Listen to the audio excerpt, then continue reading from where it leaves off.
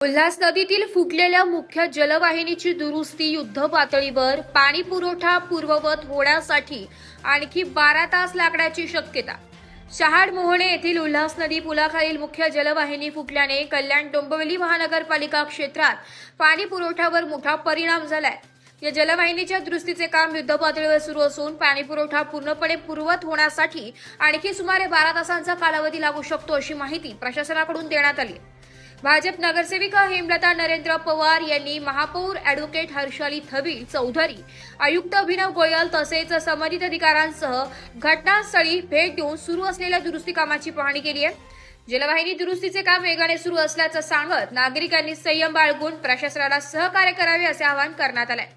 उल्हास नदीतील 12वी जलशुद्धीकरण केंद्राला पाणी पुरवठा करणारी ही मुख्य जलवाहिनी फुटल्याने कल्याण परिसरात पाणीबाणीची परिस्थिती निर्माण झाली आहे. मोठ्या गृहनिर्माण संकुलासह चाळींच्या परिसरातही पाणी पुरवठा खंडित झाला असून नागरिकांना मोठ्या गैरसोयीला सामोरे जावे लागत आहे. या ठिकाणी नागरिकांनी पावसाचे पाणी साठवून दैनंदिन गरजा भागवण्याचा प्रयत्न केल्याचंही चित्र दिसून येत आहे. दुरुस्तीचे काम कार्यकारी अभियंता महेश डावरे, शैलेश मळेकर, शैलेश कुलकर्णी, कनिष्ठ अभियंता सुनील वाळुंज, उपअभियंता देविदास जाधव तसेच सुनील टेंगळे यांच्या मार्गदर्शनाखाली सुरू आहे. संबंधित यंत्रणा सातत्याने काम करत असून दुरुस्ती पूर्ण झाल्यानंतर टप्प्याटप्प्याने पाणी पुरवठा सुरू करण्यात येणार आहे. नगरसेविका हेमलता नरेंद्र पवार यांनी सांगितले की कामाची व्याप्ती मोठी असल्याने दुरुस्ती पूर्ण होण्यासाठी आणखी 12 तास लागू शकतात. नागरिकांची गैरसोय कमी करण्यासाठी प्रशासन सर्वतोपरी प्रयत्न करत आहे. सर्वांनी संयम बाळगून प्रशासनाला सहकार्य करावे.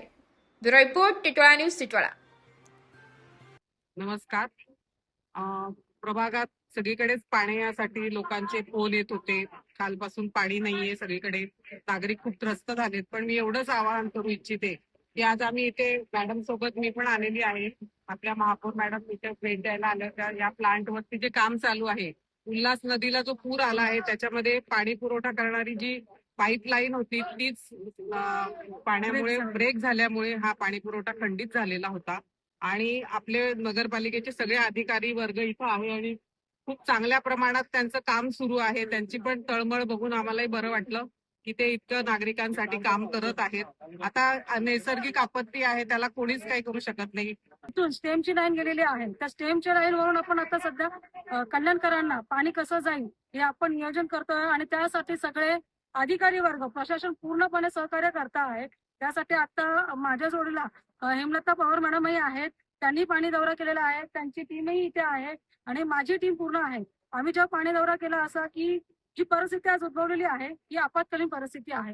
तुम्ही नागरिकांना एवढंच आव्हान करेल, जे 48 तासाचा जो आम्ही इंटिमेशन दिलं होतं की पाणी येणार नाही, थोडं अजूनही कालावधी जाऊ शकतो, तर वाढणार आहे. 24 तासही होऊ शकतात. तर नागरिकांना मी एवढंच सांगेन की सहकार्य तुम्ही आम्हाला करण्यात यावं आणि जे काही पाणी येणार त्यावेळेस आम्ही तुम्हाला पुढची काही नियोजन असेल त्यासाठी तुम्हाला नक्की सांगण्यात येईल.